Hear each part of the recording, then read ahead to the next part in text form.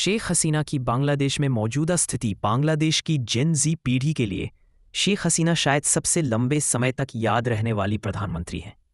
करीब 3 दशकों तक सत्ता में रहकर उन्होंने एक मजबूत विरासत बनाई और भारत के साथ गहरे रिश्ते भी।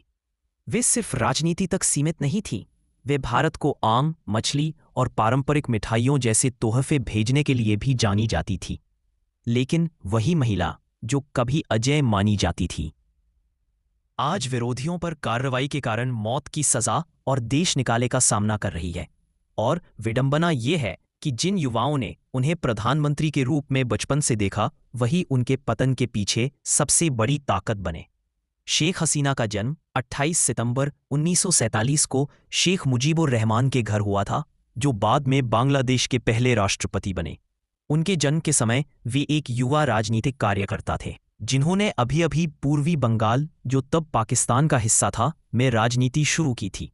आने वाले 2 दशकों में वे धीरे धीरे अहम नेता बनते गए और अंततः 1971 के बांग्लादेश मुक्ति संग्राम के प्रमुख चेहरे बने। हसीना के बचपन की सोच उनके पिता की राजनीति से गहराई से प्रभावित हुई। उन्होंने प्राथमिक शिक्षा अपने जन्मस्थान तुंगीपुरा में पूरी की। जब वे 7 साल की थीं, उनके पिता विधायक बने और परिवार ढाका आ गया। 19 साल की उम्र में वह ईडन गर्ल्स कॉलेज की छात्र संघ उपाध्यक्ष चुनी गईं। ढाका विश्वविद्यालय में पढ़ाई के दौरान भी वे छात्र राजनीति में सक्रिय रहीं। 20 साल की उम्र में उन्होंने भौतिक विज्ञानी एम ए वाजिद मियां से शादी की। 2 साल बाद 1959 में पूरे देश में जबरदस्त विरोध प्रदर्शन हुए, जिसे 1959 जन आंदोलन कहा गया। यह पाकिस्तान सरकार के खिलाफ न्याय और स्वायत्तता की मांग वाला बड़ा आंदोलन था। हसीना छात्रों और कार्यकर्ताओं के साथ सक्रिय रूप से शामिल थीं। 1971 के मुक्ति संग्राम के दौरान उन्हें और उनके परिवार को पाकिस्तानी सेना ने हिरासत में ले लिया। 2 साल बाद उन्होंने ढाका विश्वविद्यालय से अपनी पढ़ाई पूरी की। 1975 में एक सैन्य तख्तापलट में उनके पिता, माता, भाइयों सहित परिवार के अधिकांश सदस्य की हत्या कर दी गई। वे और उनकी बहन शेख रहाना बच गईं, क्योंकि वे उस समय पश्चिम जर्मनी में थी। उन्हें भारत ने 6 साल तक शरण दी। हसीना ने कहा था, भारत हमारा विश्वसनीय मित्र है, हम 2 बहनें ही बची थीं, उन्होंने हमें आश्रय दिया। 1981 में 34 वर्ष की उम्र में उन्हें उनके पिता की पार्टी अवामी लीग का अध्यक्ष बनाया गया और उसी वर्ष वे देश लौटी, जहां हजारों समर्थकों ने उनका स्वागत किया। उन्होंने 1990 के प्रो डेमोक्रेसी आंदोलन में अहम भूमिका निभाई, जिसने सैन्य शासक हुसैन मोहम्मद इरशाद को सत्ता से हटाया। 1996 में 49 वर्ष की उम्र में वे पहली बार प्रधानमंत्री बनी।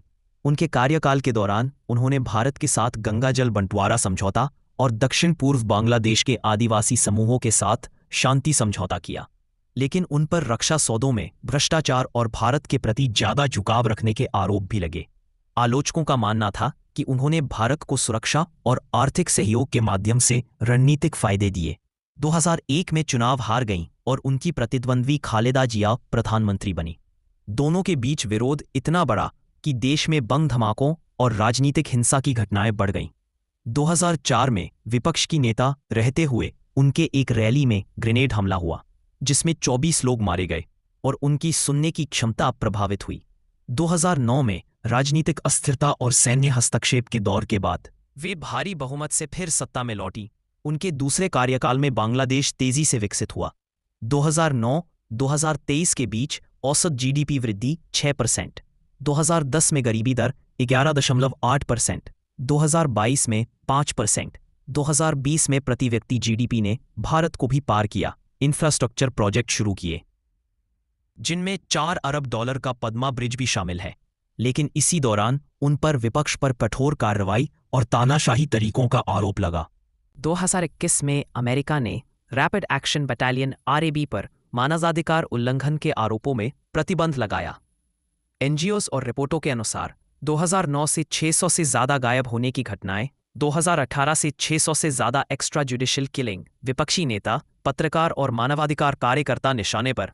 2023 में बराक ओबामा, बान की मून और बोनो समेत 170 वैश्विक हस्तियों ने मोहम्मद यूनुस के खिलाफ कार्रवाई रोकने के लिए पत्र लिखा।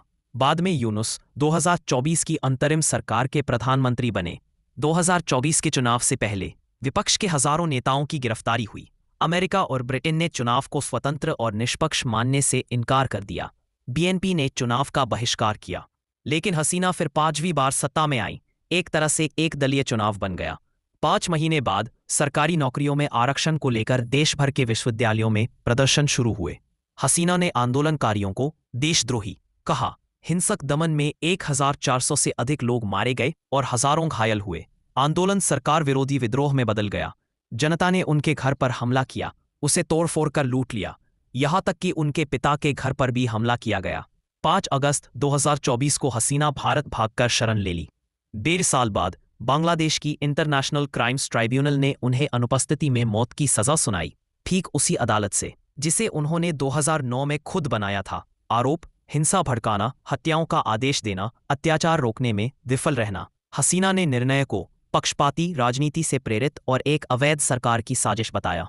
उनके अनुसार यह फैसला बांग्लादेश की अंतिम निर्वाचित प्रधानमंत्री को हटाने और अवामी लीग को समाप्त करने की राजनीतिक कोशिश है।